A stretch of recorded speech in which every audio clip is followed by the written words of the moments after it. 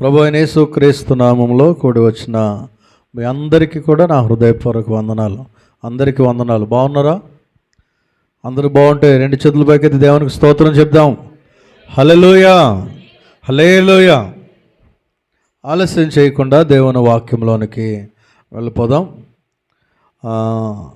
క్రమంగా ఈ యొక్క శ్రమకాల శిలువ ధ్యానాలకి వస్తున్న వారికి కొనసాగింపుగా ఈ యొక్క వాక్య సందేశం అర్థమవుతుంది.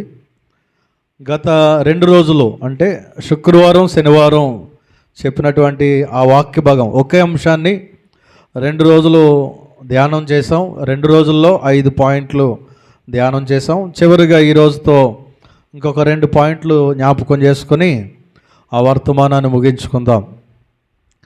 ఆ 2 రోజుల్లో చెప్పింది కొంతమంది లేరు కనుక ఆ 2 రోజులు చెప్పిన వర్తమానాన్ని 3 నిమిషాలు, ఒక 2 లేదా 3 నిమిషాల్లో ఆ 5 పాయింట్లు జ్ఞాపకం చేసి ఈరోజు వాటికి ఇంకొక 2 పాయింట్లు జత చేసి దేవుని వాక్యాన్ని ముగించుకునే ప్రయత్నం చేద్దాం. దేవునికి స్తోత్రం.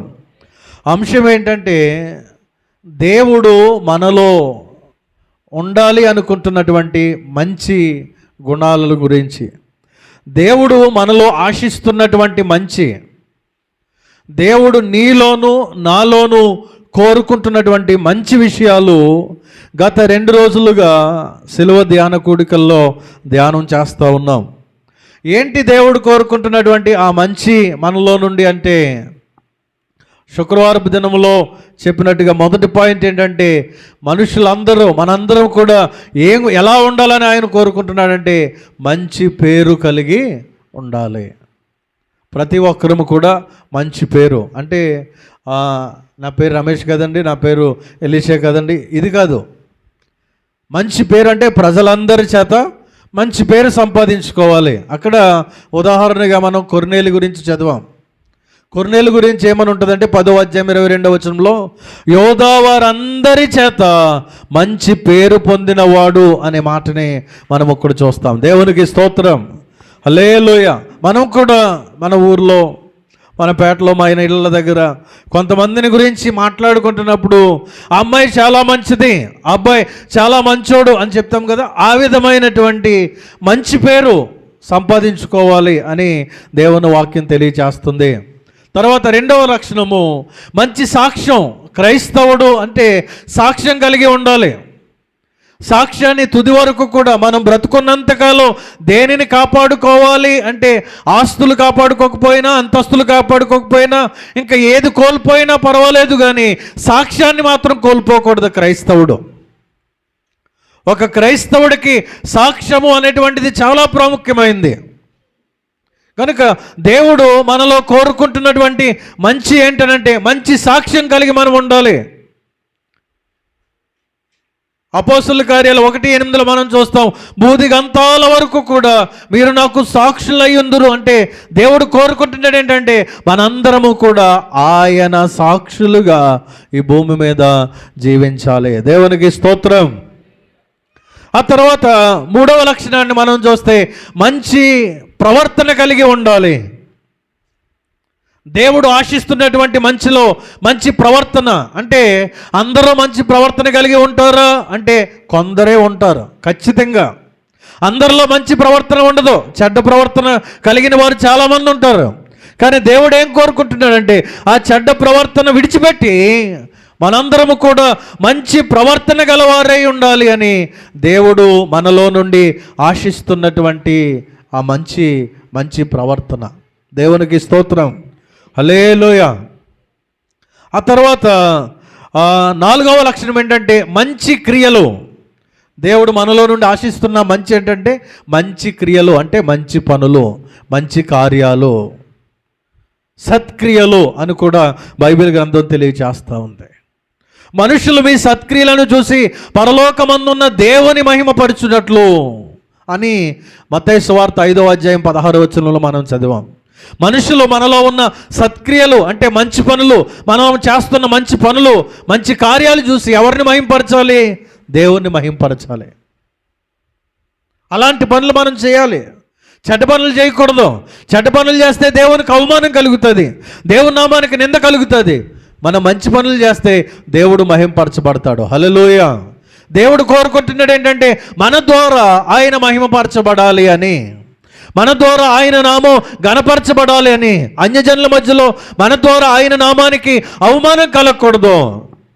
కాబట్టి ఆయన ఏం కోరుతున్నాడంటే మంచి ప్రవర్తనగా, మంచి క్రియలు కలిగిన వారుగా మనం ఉండాలి. మనం చేసేటువంటి క్రియలు దేవుణ్ణి మహింపరిచే విధంగా ఉండాలి. ఆయన ఏంటి అలాంటి పనులు చేస్తున్నాడు? ఆ పనులు చూసినప్పటికీ అయ్యో ఇలాంటి పనులు ఎందుకు చేస్తున్నాడు, ఈయన చెడ్డ పనులు చేస్తూ ఉన్నాడు అని మనుషులు కూడా అసహించుకునే విధంగా మన యొక్క పనులు ఉండడానికి వీల్లేదు. ప్రియ దేవుని బిడ్డలారా, మంచి క్రియలు మనము కలిగి ఉండాలి. మంచి పేరు, మంచి సాక్ష్యము, మంచి ప్రవర్తన, మంచి క్రియలు. నిన్నటి దినంలో చివరిగా సమయం అయిపోయింది, కొంచెం వివరించాను. 5వ మాట ఏంటంటే మంచి పోరాటం. దేవునికి స్తోత్రం. హల్లెలూయా. క్రైస్తవ భక్తి జీవితమే ఒక పోరాటం అని రాత్రికాల సమయంలో నేను మీకు జ్ఞాపకం చేశాను. శరీరానికి, ఆత్మకి ప్రతి దినము, ప్రతి క్షణము కూడా ఏం జరుగుతూ ఉంటుందంటే పోరాటం జరుగుతూ ఉంటుంది. గలతీయులకు రాసిన పత్రిక 5వ అధ్యాయం 16-17 వచనాల్లో మనం చూసినప్పుడు ఆత్మకును శరీరానికి మధ్య నిత్యము కూడా పోరాటం జరుగుతూ ఉంది. ఒకదానికొకటి కొట్లాడుకుంటూ ఉన్నాయి. చర్చికి వెళ్ళాలని ఆత్మ చెప్తూ ఉంటే ఇంటి దగ్గర పడుకుందామని శరీరం చెప్తూ ఉంది. చర్చికి వెళ్ళి దేవుని ఆరాధిద్దాం అని ఆత్మ చెప్తా ఉంటే ఇంటి దగ్గర వండుకొని తిని మంచిగా పడుకుందాం అని శరీరం చెప్తా ఉన్నది. ఈ విధమైనటువంటి పోరాటం మనలో జరుగుతూ ఉన్నది.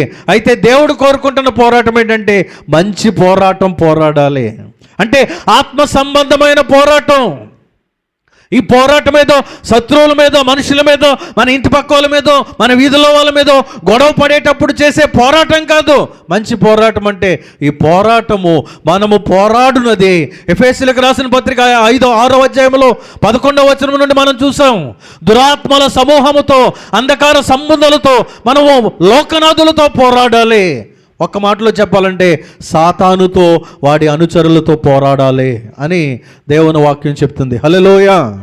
ఇది నిన్నటి దినం వరకు 2 రోజులు ధ్యానించినటువంటి వాక్య భాగం. 3 నిమిషాల్లో దాన్ని మీకు జ్ఞాపకం చేశాను. దేవుడు మనలో ఆశిస్తున్నటువంటి ఈ మంచి మనందరం కూడా కలిగి ఉండాలి. దాని కొనసాగింపుగా ఈరోజు జ్ఞాపకం చేస్తున్నాను. ఈ మంచి పోరాటంలో, మంచి పోరాటం, మనము ఆత్మ సంబంధమైన పోరాటం నిత్యము చేస్తూనే ఉండాలి. నిత్యము చేస్తూనే ఉండాలి అని ఎందుకు చెప్తున్నానంటే, ఇప్పుడు కొన్ని యుద్ధాలు కొన్ని రోజులు జరుగుతాయి, కొన్ని నెలలు జరుగుతాయి, కొన్ని సంవత్సరాలు జరుగుతాయి. ఆ తర్వాత ఆ యుద్ధాలు ఆగిపోతాయి. ఆ శత్రువు ఎవడో ఓడిపోతాడు, తర్వాత ఒకళ్ళు జయం పొందుతారు కనుక ఆ యుద్ధాలు అక్కడితో ఆగిపోతాయి. కానీ మన క్రైస్తవ విశ్వాస భక్తి జీవితంలో మనం చేసేటువంటి పోరాటం ఒకరోజు, ఒక నెల, ఒక సంవత్సరమో కాదు, మనం బ్రతుకున్నంత వరకు కూడా నిత్యము చేయవలసిన ఆత్మీయ పోరాటం. దేవునికి స్తోత్రం. హల్లెలూయా. నిత్యము అని ఎందుకంటున్నానంటే రోజు ఏం పోరాడతామండి? ఆదివారం పోరాడతామేమో, శుక్రవారం పోరాడతామేమో, లేకపోతే 40 రోజులు కూడికలు పెట్టినప్పుడు పోరాడతామేమో అనుకోవచ్చు మీరు. కానీ దేవుని వాక్యం చెప్తుంది, 1 పేతురు 5వ అధ్యాయము 7-8 వచనాల్లో, గర్జించు సింహం వలె ఎవరిని మృంగుదునా అని సాతానుడు వెతుకుచూ తిరుగుచూ ఉన్నాడంట. దేవునికి స్తోత్రం. ఎవరిని మృంగుదునా అంటే ఆదివారం ఎవరు మింగుదునా, లేకపోతే శుక్రవారం ఎవరు మింగుదునా అని కాదు. ఎప్పుడు అవకాశం దొరికితే, ఏ రోజున, ఏ క్షణంలో, ఎప్పుడు ప్రార్థన మానేస్తాడో, ఎప్పుడు పరిశుద్ధత విడిచిపెట్టేస్తాడో, ఎప్పుడు దేవుని జ్ఞాపకం చేసుకుంటూ మానేస్తాడో, ఎప్పుడు దేవుని మందిరానికి మానేస్తాడో అప్పుడు వాడిని పట్టుకుందాం అని ప్రతి విశ్వాసీ ఎదుట సాతానుడు ఒక కన్నేసి వెతుకుచూ తిరుగుచూ ఉన్నాడు. ఎక్కడ అవకాశం దొరికితే అక్కడ పట్టుకొని విశ్వాసంలో నుండి వెనక్కి లాగేద్దామని, పరిశుద్ధతలో నుండి పడేద్దామని, భక్తిలో నుండి వెనక్కి లాగేద్దామని సాతానుడు నిత్యము ప్రయాసపడుతూ ఉన్నాడు, పోరాడుతూ ఉన్నాడు. గనుక వాడి మీద జయాన్ని పొందడానికి మనము కూడా నిత్యము పోరాటము చేయాలి. దేవునికి స్తోత్రం. అలా పోరాడడానికి ఎలా పడితే అలా మనం పోరాడలేం. పోరాడడానికి ఎవరైనా యుద్ధానికి వెళ్ళాలంటే ఖచ్చితంగా అతనికి ఆయుధం ఉండాలి. ఒకటి శత్రువుని సంపదానికి ఆయుధం ఉండాలి, తర్వాత తనను తాను రక్షించుకోవడానికి ఒక రక్షణ కవచం ఉండాలి. మనకు దేవుని వాక్యం చెప్తుంది, విశ్వాసం అనే డాలు పట్టుకోవాలి, వాక్యం అనే ఖడ్గం పట్టుకోవాలి, రక్షణ అనేటువంటి శిరస్త్రానం ధరించుకోవాలి. ఈ మూడింటిని ధరించుకుంటే శత్రువుని మనం ఎదిరించగలుగుతాం. దేవునికి స్తోత్రం. వాక్యం అనే ఖడ్గం. సాతానుడు ఎన్ని కుయుక్తులు చెంది మన మీదకి పన్నినా కూడా, ఎన్ని కుతంత్రాలు పన్నినా, సాతాను యొక్క కుతంత్రాల నుండి బయటపడాలి అంటే, సాతాను యొక్క శోధనల నుండి మనం బయటపడాలి అంటే, సాతాను యొక్క ప్రతి విధమైనటువంటి ఆ శ్రమల నుండి బయటపడాలి అంటే మనకి ఒకే ఒక్క ఆయుధము వాక్యము. దేవునికి స్తోత్రం. హల్లెలూయా. వాక్యం అనే ఖడ్గాన్ని ప్రతి క్రైస్తవుడు కూడా ధరించుకోవాలి. ప్రియ దేవుని బిడ్డలారా, విశ్వాసం అనే డాలు పట్టుకోవాలి. ఆ డాలు ఆ యొక్క సాతాను యొక్క శోధనలను, సాతాను యొక్క తంత్రాలను, సాతాను యొద్ద నుండి వచ్చేటువంటి అగ్ని బాణాలను ఎదిరించి నిలబడేటువంటి శక్తిని మనకి ఈ యొక్క విశ్వాసం అనే డాలు మనకు అనుగ్రహిస్తుంది. దేవునికి స్తోత్రం. హల్లెలూయా. కనుక మన యొక్క ఆత్మీయ భక్తి జీవితంలో దేవుడు ఆశిస్తున్నటువంటి మంచి విషయాల్లో మంచి పోరాటము మనము చేసేవారమై ఉండాలి. ఈ ఆత్మీయమైన పోరాటంలో మనం దేని కొరకు ఇంకా పోరాటం చేయాలి, దేనిలో పోరాటం చేయాలని కనుక మనం చూస్తే చూడండి, లూకాసు వార్త 13వ అధ్యాయము, లూకాసు వార్త 13వ అధ్యాయము 24వ వచనము.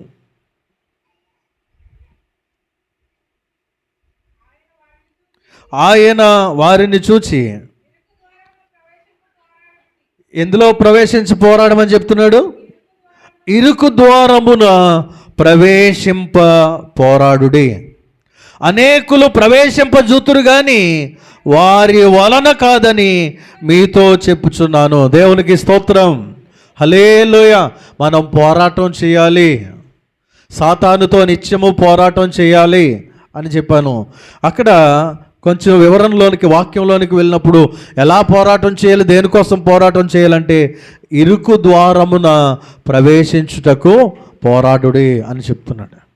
ఇరుకు ద్వారం అంటే పరలోకానికి వెళ్ళేటువంటి ద్వారం. పరలోకానికి వెళ్ళేటువంటి ద్వారం ఇక్కడ అలంకార రూపకంగా, అంటే మనకు అర్థమవడానికి అలంకార రూపకంగా చెప్పబడిన మాట ఏంటంటే ఇరుకు ద్వారం అంటే కొంచెం కష్టంగా ఉండేటువంటి ద్వారం అని. విశాల ద్వారం కూడా ఉంది, అదేంటంటే నరకానికి వెళ్ళేటువంటి ద్వారం. అందులో చాలామంది ప్రవేశిస్తున్నారంటే, ఎందుకంటే విశాలంగా ఉంది కాబట్టి ఏ కష్టమో లేదు, ఏ ఇబ్బంది లేదు. పొద్దున్నే లేచి ప్రార్థన చేయవసరం లేదు, పొద్దున్నే లేచి బైబిల్ చదవవసరం లేదు, ఆదివారం మందిరానికి రావాల్సిన లేదు, 40 దినాలు పెట్టినప్పుడు రావాల్సిన లేదు, శుక్రవారాలు ప్రార్థనకి రావాల్సిన లేదు, ఏమీ చేయవసరం లేదు. ఏది తినాలంటే అది తినొచ్చు, ఎలా ఉండాలంటే అలా ఉండొచ్చు, ఏది చూడాలంటే అది చూడొచ్చు, ఏది చేయాలంటే అది చేయొచ్చు, ఎక్కడికి వెళ్ళాలంటే అక్కడికి వెళ్ళొచ్చు. అదేంటంటే విశాలమైన ద్వారం. ఆ విశాలమైన దూరంలో ఏ అడ్డంకులో ఉండో, ఎవరు నీకు అడ్డు చెప్పరు. కావో పీవో మజాక్ కరో అన్నట్టుగా, తినో త్రాగు సంతోషించు అనేటువంటి ద్వారం అది. కానీ ఆ ద్వారంలో సంతోషించేవారు, ఆనందించేవారు, ఆ ద్వారం చివరికి ఎక్కడికి తీసుకెళ్తుందంటే సరాసరి అగ్నిగుండంలోకి తీసుకెళ్తుంది. ఈరోజు దేవుని మందిరానికి రాకుండా, ప్రార్థన లేకుండా, వాక్యం లేకుండా, దేవుని సన్నిధి అనుభవం లేకుండా, దేవునితో సహవాసం లేకుండా లోకములో సంతోషిస్తున్న వారు అందరూ కూడా ఒకానొక రోజున ఆ మలమలం ఆడేటువంటి అగ్నిగుండంలోనికి వెళ్ళబోతున్నారు. హల్లెలూయా, హల్లెలూయా. అయితే దేవుని వాక్యం చెప్తుంది, ఇరుకు ద్వారమున ప్రవేశింప పోరాడుడే. ఇరుకు ద్వారం అంటే కొంచెం కష్టంగా ఉంటుంది. ఆ పక్కన ఈ పక్కన స్మూత్గా వెళ్ళిపోవడానికి ఉండదు. కొన్నిసార్లు ఇలా తిరిగి వెళ్ళాల్సి వస్తుంది, కొన్నిసార్లు ఈ భుజానికి ఏదో గీసుకుంటుంది, ఈ భుజానికి ఏదో గీసుకుంటుంది, ఈ మోకాలకి ఏదో గీసుకుంటుంది, ఈ తలకి ఏదో గీసుకుంటూ ఉంటుంది. అంటే ఏంటంటే ఇబ్బందికరమైన ఇరుకు ద్వారంలో వెళ్తున్నప్పుడు అవి ఇవి పొడుచుకుంటాయి, గుచ్చుకుంటాయి. ఇదేంటంటే శ్రమలు, శోధనలు, ఇబ్బందులు, ఆత్మీయమైనటువంటి ప్రతికూల పరిస్థితులు ఎన్నో ఎదురవుతూ ఉంటాయి మన క్రైస్తవ భక్తి జీవితంలో. ఈ యొక్క పరుగు పందెమైనటువంటి ఈ భక్తి జీవితంలో ఎన్నో అడ్డంకులు ఎదురవుతూ ఉంటాయి. సులువుగా చిక్కులు పెట్టేటువంటి పాపం ఎదురవుతుంది. అయినా కూడా మనం ఏం చేయాలంటే విశ్వాసమునకు కర్తయో దాన్ని కొనసాగించువాడైన యేసు వైపు చూస్తూ ఈ ఇరుకు ద్వారములోనే ఈ కష్టం వచ్చినా, ఈ ఇబ్బంది వచ్చినా, ఈ అనారోగ్యం వచ్చినా, ఈ శోధన వచ్చినా, ఈ ఆర్థిక ఇబ్బందులు వచ్చినా, ఈ మానసిక ఇబ్బందులు వచ్చినా, వేదనలు వచ్చినా, నిందలు వచ్చినా, శ్రమలు వచ్చినా విడిచిపెట్టకూడదు. కానీ దేవుని వైపు చూస్తూ ఆయన నా కొరకు గవిని ఎదుట శ్రమ పెట్టబడ్డాడు, ఆయన నా కొరకు తన ప్రాణాన్ని అర్పించాడు, ఆయన నా కొరకు 39 కొరడ దెబ్బలు తిన్నాడు, ఆయన నా కొరకు అవమానపరచబడ్డాడు, ఆయన నా కొరకు ముఖం మీద ఉమ్ము వేయించుకున్నాడు. అంత గొప్ప దేవుడు తన ప్రాణాన్ని అర్పించినప్పుడు ఈ శోధనలు నేను భరించలేనా, ఈ ఇబ్బందులు నేను భరించలేనా, ఈ ఆర్థికపరమైన పరిస్థితులు నేను ఎదుర్కోలేనా అని ఓర్చుకుంటూ సహనముతో మనము ఓపికతో మన పందెములో ముందుకు కొనసాగుతూ ఉండాలి. దేవునికి స్తోత్రం, హల్లెలూయా. మంచి పోరాడాలి. ఆ పోరాడుటలో ఏమని చెప్తున్నాడంటే చూడండి, హెబ్రీయులకు రాసిన పత్రిక 12వ అధ్యాయము 2-3 వచనాలు చదివితే పోరాడునది ఎలా పోరాడాలంటే రక్తము కారునంతగా అనే మాటని మనం అక్కడ చూస్తాం. చూడండి, హెబ్రీయులకు రాసిన పత్రిక 12వ అధ్యాయము 2 నుండి చదువుదాం. 4వ వచనం చూడండి, కిందకు వచ్చిన 4వ వచనము. మీరు పాపముతో పోరాడుటలో రక్తము కారునంతగా ఇంకా దానిని ఎదురింపలేదు. దేవునికి స్తోత్రం. ఇప్పుడు ఏదో చిన్న శ్రమలు వచ్చినాయి, చిన్న శోధనలు వచ్చినాయి, చిన్న ఆర్థిక ఇబ్బందులు వచ్చినాయి, కొన్ని మానసికమైన ఇబ్బందులు వచ్చినాయి, చిన్న నిందలు వచ్చినాయి. ఇవన్నీ చిన్నవే. ఇంకా ఎటువంటి శోధన ఎదుర్కోవాలంట? పాపములో రక్తము కారునంత. మీరు ఎప్పుడైనా వైజాగ్ కానీ పెద్ద సిటీలకు వెళ్ళినప్పుడు క్రిస్టియన్ బుక్ స్టోర్ ఏదైనా దొరికితే అక్కడికి వెళ్ళి క్రైస్తవ హతసాక్షులు అనేటువంటి ఒక పుస్తకం ఉంటుంది. మార్చర్స్ ఆఫ్ క్రైస్ట్ అని, క్రైస్తవ హతసాక్షులు. ఆ పుస్తకాన్ని చదివితే వారి యొక్క జీవితంలో ఎంత భయంకరంగా చనిపోయారో ఆ పుస్తకాల్లో రాశారు. రక్తము కారునంతగా వారు పాపాన్ని ఎదిరించారు, శోధనను ఎదిరించారు, దేవుని కొరకు తమ ప్రాణాలు పెట్టేశారంతే. అంతగా ఈ ఇరుకు ద్వారములో ప్రవేశించడానికి మనకు పోరాటం చేయాలంట. మీరు షార్ట్స్లో వినుంటారు, బ్లాండినా అనేటువంటి ఒక అమ్మాయి, క్రైస్తవులుగా ఎవరైనా ఉంటే వారిని చంపేసేటువంటి దినాల్లో ఆ అమ్మాయి ఉంది. అప్పుడు ఒక రాజు క్రైస్తవుల్ని హంతం చేయాలని చూసి ఆ అమ్మాయిని అన్నాడంటే, ఇదిగో అమ్మాయి, నీకు ఒక అవకాశం ఇస్తున్నాను, నీ చేతిలో ఉన్న బైబిల్ కింద పడేసి, ఇందులో ఉన్న దేవుడు కాదు అని దాని మీద థూ అని ఒక ఉమ్మేసి వెళ్ళిపోతే నువ్వు బ్రతుకుతావు, లేకపోతే నిన్ను చాలా భయంకరంగా హింసించి చంపుతాం అని చెప్పి ఒక గ్రౌండ్లో దగ్గర 20 నుండి 24 వేల మంది కూర్చుని ఉన్నారంట గ్రౌండ్. ఇప్పుడు క్రికెట్ చూస్తున్నాం కదా, క్రికెట్లో గ్రౌండ్లో చాలామంది కూర్చుని చూస్తారు. కొంతమంది ఆడుతూ ఉంటారు, ఒక 11 మంది ఆడుతూ ఉంటారు. అందులో చుట్టూ చూస్తున్నట్టుగా 24 వేల మంది చూస్తున్నారంట. ఈ బ్లాండినా అనే అమ్మాయిని గ్రౌండ్ మధ్యలోకి తీసుకెళ్ళి, ఇదిగో బైబిల్ కింద పడేసి, బైబిల్ మీద ఉమ్మేసి, ఈ బైబిల్లో దేవుడు కాదు అని చెప్తే నిన్ను బ్రతకనిస్తాం, లేకపోతే నిన్ను చంపేస్తాం అని చెప్తే చాలామంది ఆమెతో పాటు ఉన్న వారందరూ కూడా బైబిల్ కింద ఆడేసి ఆ బైబిల్ మీద ఉమ్మేసి, ఆ బైబిల్లో దేవుడు కదా, ఎందుకంటే ప్రాణాలు పోతాయి, చంపేస్తారు. ఈ ప్రాణాలతో బయటపడి రేపు పొద్దున యేసుక్రీస్తు దగ్గరికి వెళ్ళి క్షమాపణ అడిగి, తప్పైపోయింది ప్రభు, అందరి మధ్యలో ఇంకా ప్రాణాల మీద ఆశ పెట్టుకుని కొంచెం అలా చేశాను అనుకుని చాలామంది ఏం చేశారంటే బైబిల్ పడేసి దాని మీద ఉమ్మేసి దేవుడు కాదని చెప్పి చాలామంది తప్పించుకున్నారు. కానీ అందరూ అలా తప్పించుకుని వెళ్ళిపోతున్నారు. ఈమె ఆ కింద పడేసిన బైబిల్ తీసి బాగా తుడిచి ఆ ఉమ్ములన్నీ కూడా ఇలా ఒంటికేసుకుని తుడిచేసి, ఈ బైబిల్లో దేవుడే నిజమైన దేవుడు అని చెప్పిందంట. దేవునికి స్తోత్రం, హల్లెలూయా. బైబిల్లో దేవుడే నిజమైన దేవుడు అని చెప్పగానే ఒక సింహాన్ని విడిచిపెట్టారంట ఆ బిళ్ళ మీదకి. సింహం పరిగెట్టుకుంటూ వచ్చి ఆమె దగ్గర ఆగిపోయింది, ఏం చేయలేదు.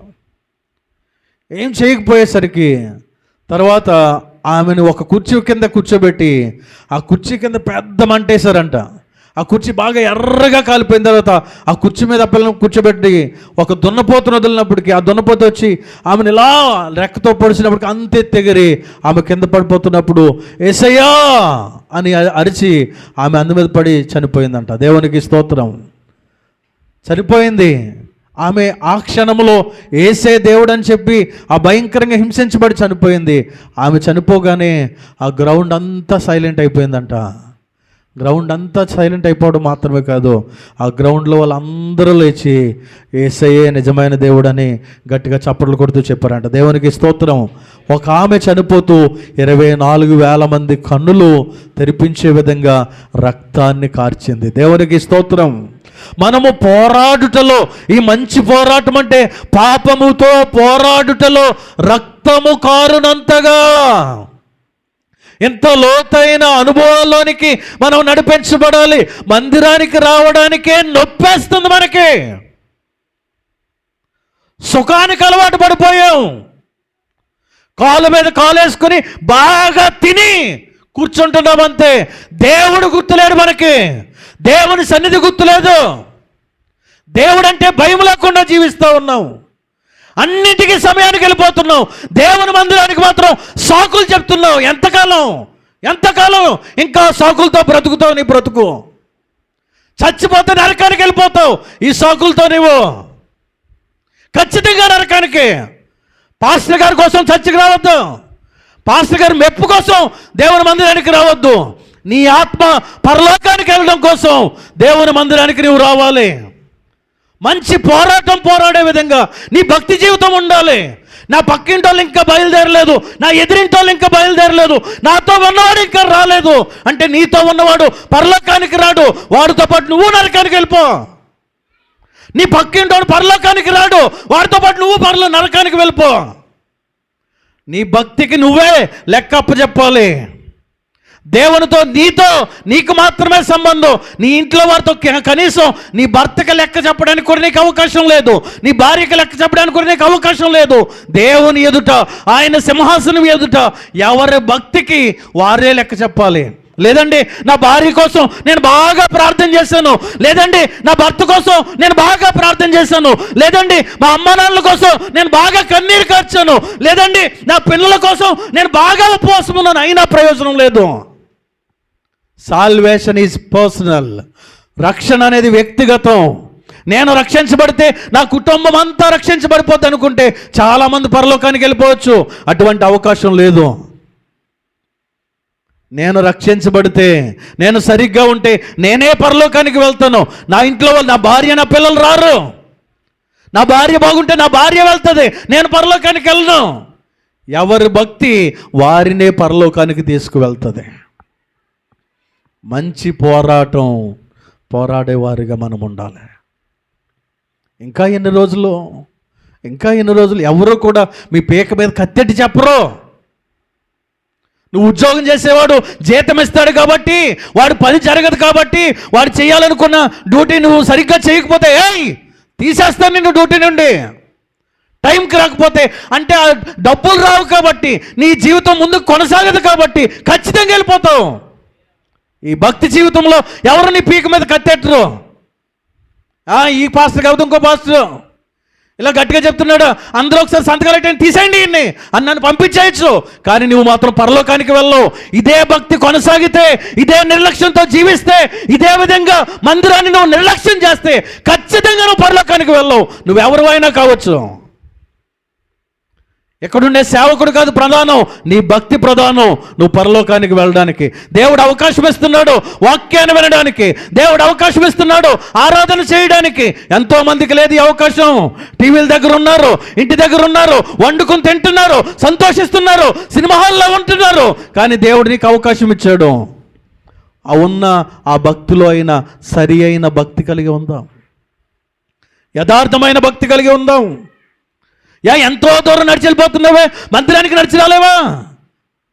ఎన్నోసార్లు చీకట్లో ప్రయాణం చేసావే, రాత్రులు మందిరానికి రాలేవా? ఏదో ఒక వంక. ఎన్ని రోజులు ఇంకా సాకులు?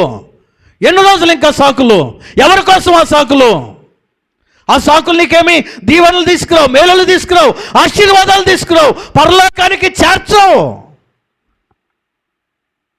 మీరు బాధపడిన వాస్తవం ఇది.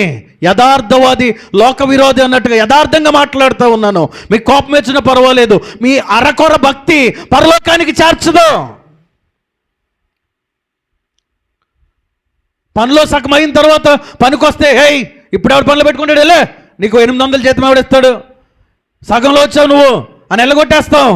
మందిరానికి మాత్రం ఎప్పుడైనా వచ్చేయచ్చు. కృపామయుడు కదా, దయామయుడు కదా, కరుణామయుడు కదా. ఒకవైపే చూస్తున్నావురా నాయన. దహించు అగ్ని ఆయన. జీవము గల దేవుని చేతుల పడుట బహు భయంకరం. ఇంకొక కోణం చూస్తే మాడి మసైపోయేటువంటి లక్షణం ఉంది ఆయనకి. ఏదో నడిచేస్తుంది అనుకుంటున్నావేమో. నీకు అర్థం అవ్వట్లేదు నువ్వు దీవించబడట్లేదని, నీకు అర్థం అవ్వట్లేదు నువ్వు ఆశీర్వదించబడట్లేదని, నీకు అర్థం అవ్వట్లేదు నీ కుటుంబం వర్ధిల్లట్లేదని. రక్తము కారునంతగా పోరాడి ప్రాణాలు విడిచిపెట్టారు మన పితరులు. రక్తం కారునంతగా కాదు, కొంచెం ఒళ్ళు కష్టపెట్టైనా నడిచి మందిరానికి రావడానికి ఇష్టపడట్లేదు. మనం ఒళ్ళొంచి ప్రార్థన చేయడానికి ఇష్టపడట్లేదు. పరిగెత్తి ప్రార్థనలో కూర్చోడానికి ఇష్టపడట్లేదు. ఇంకక్కడ దీవించబడతాం, ఇంకక్కడ ఆశీర్వదించబడతాం. మంచి పోరాటం పోరాడాలని దేవుడు మనతో మాట్లాడుతూ ఉన్నాడు. ప్రియ దేవుని బిడ్డలారా, ఈ ఇరుకు ద్వారం ఇది విశాల ద్వారం కాదు. కష్టాలుంటాయి,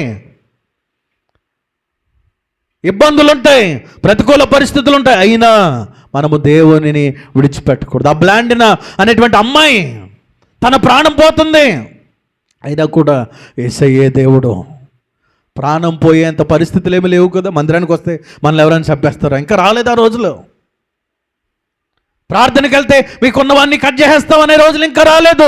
అన్ని అవకాశాలు ఉన్నప్పుడైనా దేవుని దగ్గరికి వచ్చి ప్రార్థన చేసుకుని భక్తిలో వాక్యములో ఎదగడానికి ఇష్టపడట్లేదు మనం. ఆ ప్రతికూల పరిస్థితులు ఉన్న వాళ్ళే రాత్రికాల సమయంలో భయంగా ఒక్కొక్క ఇంట్లో ఒక వారం ఒక ఇంట్లో కూర్చుని ఆరాధిస్తున్నారు. ఎందుకంటే బహిరంగంగా వాక్యాన్ని ప్రకటించడానికి లేదు, బహిరంగంగా ఆరాధన చేయడానికి లేదు కొన్ని రాష్ట్రాల్లో. మనకైతే మంచి అవకాశం ఇచ్చాడు దేవుడు. అవకాశం ఇచ్చిన ఇంట్లోంచి రావట్లేదు, మనం అవకాశం ఇచ్చిన మందిరానికి రావట్లేదు, ఏదో ఒక వంక చెప్తున్నాము. దేవుని బిడ్డలారా, దేవుడు మనలో నుండి కోరుకుంటున్న మంచి పోరాటం మనం పోరాడాలి. హల్లెలూయా. మంచి పోరాటం పోరాడాలి. చూడండి, 1 తిమోతి 1 అధ్యాయం 18వ వచనము. 1 తిమోతి 1 అధ్యాయం 18వ వచనము.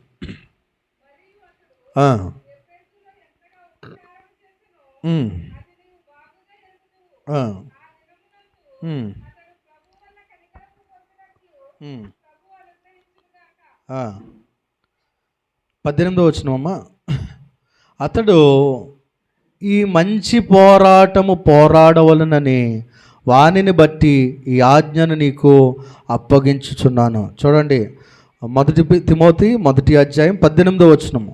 నా కుమారుడివైన తిమోతి, నీ విశ్వాసములో మంచి మనస్సాక్షి కలిగిన వాడై నిన్ను గూర్చి ముందుగా చెప్పబడిన ప్రవచనములు చొప్పున ఈ మంచి పోరాటము పోరాడవలనని వాటిని బట్టి ఈ ఆజ్ఞను నీకు అప్పగిస్తున్నాను. పౌలు గారు చెప్తున్నారు, ఒరే బాబు తిమోతి, నేను ఇంకా నా టైం అయిపోయింది, ఇంకొక 2-3 సంవత్సరాలు ఉంటాను, లేకపోతే ఈ సంవత్సరంలోనే తీసేసుకుంటాడో దేవుడు నాకు తెలియదు, కానీ నువ్వు మాత్రము మంచి పోరాటం పోరాడాలి. హల్లెలూయా.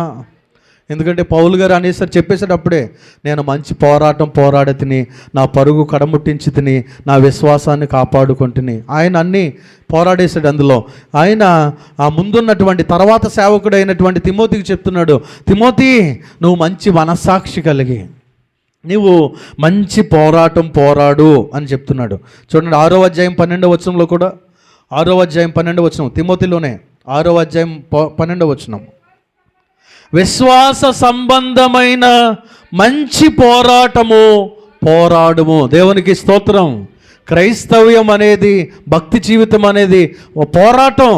ఆ పోరాటం మంచిగా మనము పోరాడాలి. ప్రియ దేవుని బిడ్డలారా, ఇరుకు ద్వారములో ప్రవేశించడానికి మనం పోరాడాలి. ఇంకొక పోరాటం గురించి చెప్తాను. చూడండి, కొలసి 4వ అధ్యాయం 12వ వచనం. కొలసీలకు రాసిన పత్రిక 4వ అధ్యాయము 12వ వచనము.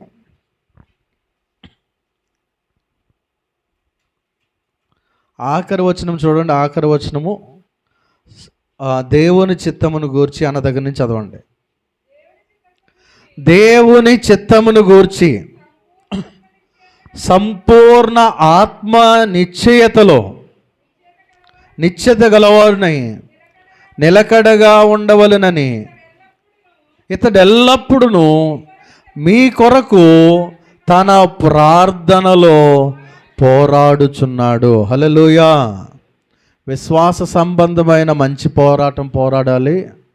సాతానుతో పోరాడినప్పుడు మంచి పోరాటం పోరాడాలి. ఇంకా ఇక్కడ ఏమని చెప్తున్నాడంటే ప్రార్థనలో పోరాడాలి. హల్లెలూయా. ప్రార్థనలో పోరాడాలి అంటే ఏంటి చెప్పండి? ప్రార్థనలో పోరాడాలి. ప్రార్థనలో పోరాడాలి అంటే మనకి బాగా అర్థమవడానికి అబ్రహాము లోతు గురించి ప్రార్థనలో పోరాడాడు. ఎందుకు పోరాడాడు? దేవుడు ఆ దేశాన్ని నాశనం చేస్తానన్నాడు, సొదొమ గొమొర్రాని. ఆ సొదొమ గొమొర్రాలో ఎవరున్నారు? లోతు ఉన్నాడు. కాబట్టి లోతు అక్కడ నాశనం అయిపోతాడు అని చెప్పి ఇక్కడ దేవునికి ప్రార్థనతో పోరాడుతూ ఉన్నాడు ఇక్కడ అబ్రహాము. దేవా, అక్కడ 50 మంది నీతిమంతులు ఉంటే దాన్ని పాడు చేయకుండా ఉంటావు. ఏంటిదంటే పోరాటం ప్రార్థనలో. ఇప్పుడు మన కుటుంబంలో రక్షణ లేని వారు ఉన్నారు, మన వీధిలో రక్షణ లేని వారు ఉన్నారు, మన బంధువుల్లో రక్షణ లేని వారు ఉన్నారు. మనం రక్షించబడ్డాం. ఇప్పుడు చనిపోయిన పరలోకం వెళ్ళిపోతామని నిశ్చయత మనకుంది. కానీ మన ఇంట్లో ఎవరో ఇంకా రక్షణలో లేరు. ఇంకా ఎవరో ఒక వ్యక్తి ఇంకా పాపంలోనే ఉన్నాడు, లోకంలోనే ఉన్నాడు, దేవుని నమ్ముకోలేదు. మనం ఏం చేయాలంటే వారి కోసం పోరాడాలి. ప్రభువా, వారి ఆత్మ నశించిపోకూడదు, వారిని రక్షించు ప్రభువా, వారిని యొద్దకు నీ ఆత్మ నీ రక్షణలోనికి నడిపించు ప్రభువా అని వారి కోసం ప్రార్థన చేయాలి. ప్రార్థనలో పోరాడాలి. ఎవరైతే వ్యసనాలతో ఉన్నారో, ఎవరైతే దేవునికి ఆయాసకరమైన మార్గంలో ఉన్నారో, మన కుటుంబంలో అటువంటి లక్షణాలు కలిగిన వారి కోసం మనం ఏం చేయాలి అంటే పోరాటం చేయాలి ప్రార్థనలో. ఆ పోరాటంలో వారిని రక్షించుకునేంతగా మనం పోరాడాలి. అబ్రహాము లోతును రక్షించుకునేంతగా పోరాడాడు. యాకోబు పోరాడుతూ ఉన్నాడు రాత్రంతా కూడా, ప్రభువా నేను మోసగాడిని, కానీ నువ్వు నన్ను ఆశీర్వదిస్తే కానీ నిన్ను విడిచిపెట్టను. నా ప్రాణం ప్రమాదంలో ఉంది, నేను అవతల పక్కకి వెళ్ళాను, మా అన్నయ్య ఆశ వచ్చి నన్ను చంపేస్తాడు, కాబట్టి నీవు ఈ రాత్రి నన్ను మార్చాలి, నన్ను ఆశీర్వదించాలి, నన్ను బ్రతికించాలి అని ఆయన పాదాలు పట్టుకొని రాత్రంతా కూడా పోరాడుతూనే ఉన్నాడు. హల్లెలూయా. ప్రార్థనలో పోరాడాలి. నశించిపోతున్న ఆత్మల కొరకు ప్రార్థనలో పోరాడాలి. మన గ్రామంలో రక్షణ లేని వారి కోసం, మన వీధిలో రక్షణ లేని వారి కోసం, మన దేశంలో రక్షణ లేని వారి కోసం, ఒక క్రైస్తవుడిగా దేవుని బిడ్డగా రక్షించబడిన నీవు నేను ఈ యొక్క భారం కలిగి మంచి పోరాటం అంటే ప్రార్థనలో, ప్రభువా వారందరినీ రక్షించి, ఇంకా ఎవరైతే నిన్ను అంగీకరించకుండా ఉన్నారో, ఇంకా రక్షణ లేకుండా ఉన్నారో, ఎవరైతే ఇంకా నాశనంలోనికి వెళ్ళిపోతున్నారో, త్రాగుడులో ఉన్నారో, వ్యభిచారంలో ఉన్నారో, లోకాశల్లో ఉన్నారో, దొంగతనంలో ఉన్నారో, మోసాల్లో ఉన్నారో, వారందరినీ కూడా నీ వైపుకు మార్చండి ప్రభువా అంటూ దేవుని సన్నిధిలో పోరాడాలి. ప్రియ దేవుని బిడ్డలారా, ఇతడు ప్రార్థనలో ఎఫ్రా పోరాడుతూ ఉన్నాడంట. మనము కూడా ప్రార్థనలో పోరాడేవారిగా ఉండాలి. దేవునికి స్తోత్రం. హల్లెలూయా. మన క్రైస్తవ జీవితం సామాన్యమైంది కాదు, ఎలా పడితే అలా జీవించేసేది కాదు. ప్రియ దేవుని బిడ్డలారా, దేవుడు మనలో నుండి ఆశిస్తున్నటువంటి మంచి విషయాలు మనం ధ్యానిస్తూ ఉన్నాం. మంచి పేరు, మంచి సాక్ష్యం, మంచి క్రియలు, మంచి ప్రవర్తన, మంచి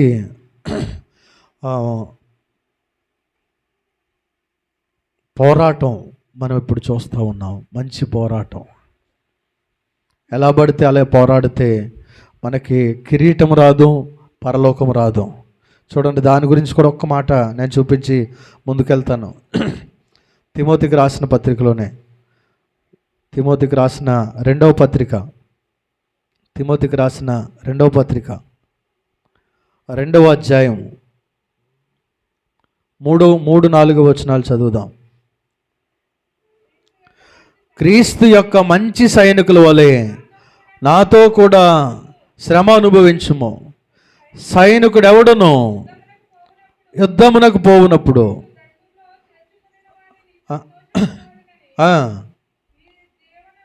ఈ జీవన వ్యాపారములో చిక్కుకొనడం మరియు జట్టి అయిన వాడు పోరాడినప్పుడు నియమ ప్రకారము పోరాడకుంటే వానికి కిరీటము దొరకదు. మన భక్తి జీవితంలో మన ఆత్మీయ జీవితం అనేది ఒక పోరాటం. ఆ పోరాటం ఎలా పోరాడాలి అంటే నియమ ప్రకారముగా, రూల్స్ అండ్ రెగ్యులేషన్స్, నియమ ప్రకారంగా మనం పోరాడాలి. ఎప్పుడైతే నియమ ప్రకారంగా పోరాడతామో అప్పుడే మన కొరకు ఉంచబడిన కిరీటం మనం పొందుకుంటాం. నియమ ప్రకారంగా మనం పోరాడకపోతే ఆ కిరీటం మనకు రాదు. జట్టి అయిన వాడు పోరాడినప్పుడు ఏం చేస్తాడంట? ఈ జీవన సంబంధమైన వ్యాపారములో చిక్కుకొనడం. జీవన సంబంధమైన వ్యాపారం అంటే ఈ లోక సంతోషాలు, శరీరేచ్ఛలు, శరీరాశ, నేత్రాశ, జీవపడంబు అనే ఈ ఆనందములో చిక్కుకొనడు కానీ తనను పనిలో పెట్టుకున్నటువంటి ఆ యజమానుని సంతోషపెట్టినట్లుగా ఆయన పోరాటం చేస్తాడంట. హల్లెలూయా. మనల్ని ఎవరు పిలుచుకున్నాడు? మన యేసయ్య. మన యేసయ్య నామానికి మహిమ కలిగే విధంగా మనము నియమ ప్రకారముగా పోరాడినప్పుడు మనకి కిరీటం దొరుకుతుంది. హల్లెలూయా. అడ్డదారులు వెళ్ళిపోతే కిరీటం దొరకదు. ఆ చివరిలో చచ్చిపోయే ముందు బెడ్ మీద పడుకున్న తర్వాత ఇంక రేపు చచ్చిపోతాం బాబోయ్ అనుకున్నప్పుడు యేసయ్య నన్ను క్షమించు, నా పాపాలు క్షమించు అంటే పరలోకం వచ్చేది. అది అడ్డదారి. నియమ ప్రకారం అంటే కంఠములో ప్రాణముండగా, వయస్సుండగా, నువ్వు యేసుక్రీస్తును తెలుసుకుని ఉంటుండగానే నీ భక్తి జీవితాన్ని ఎప్పటి నుండే కొనసాగించాలి. వాక్యం చెప్తుంది, నీ బాల్య దినములందే సృష్టికర్తను స్మరణకు తెచ్చుకోవాలి. బాలుడు నడవలసిన త్రోవను వాడికి నేర్పించాలి. బాల్యము నుండే మన పిల్లలను దేవునిలో పెంచాలి. మనం కూడా దేవునిలో ఉండాలి. దేవుని కొరకు నియమ ప్రకారముగా మన భక్తిని కొనసాగించినప్పుడు ఒకానొక దినమున ఆ కిరీటాన్ని పొందుకునే భాగ్యము మనం పొందుకుంటాం. దేవునికి స్తోత్రం. రన్నింగ్ రేస్లో గీతలు కనబడతాయి మనకి గ్రౌండ్లో. గ్రౌండ్లో గీతలు ఉంటాయి. ఒక్కొక్క గీత ఎంతెంత లావు ఉంటుంది. ఆ గీతలోనే పరిగెత్తాలి. నేను నా గీతలో పరిగెట్టకుండా జాన్ మార్గ్ గారి గీతలో పరిగెత్తేసాను అనుకోండి, లేకపోతే ఎల్లా శ్రీని గారు వచ్చేసి అప్పలరాజు గారి గీతలో పరిగెత్తారు అనుకోండి, లాస్ట్కి వచ్చిన తర్వాత నాకు కప్పిచ్చేయండి అంటే, ఒరే బాబు గీతలో నువ్వు రాలేదు, జాన్ మార్గ్ గారి గీతలో వచ్చేసావు కాబట్టి నువ్వు ఫౌల్, నువ్వు అవుట్, నీకేంగి కిరీటం రాదా. శ్రీను నువ్వు అప్పలరాజు గారికి గీతలో పరిగెత్తేసావు కాబట్టి నువ్వు ముందు వచ్చినా కూడా ఉపయోగం లేదు. ఎవరి గీతలో వాళ్ళు, మన భక్తి జీవితంలో ఎవరి భక్తిలో వాళ్ళు నియమ ప్రకారముగా, ప్రార్థనాపూర్వకంగా, వాక్యానుసారముగా దేవునితో సహవాసం చేస్తూ మన భక్తి జీవితాన్ని ముందుకు కొనసాగించాలి. అట్టి కృప పరిశుద్ధాత్మ దేవుడు మనందరికీ అనుగ్రహించునుగాక.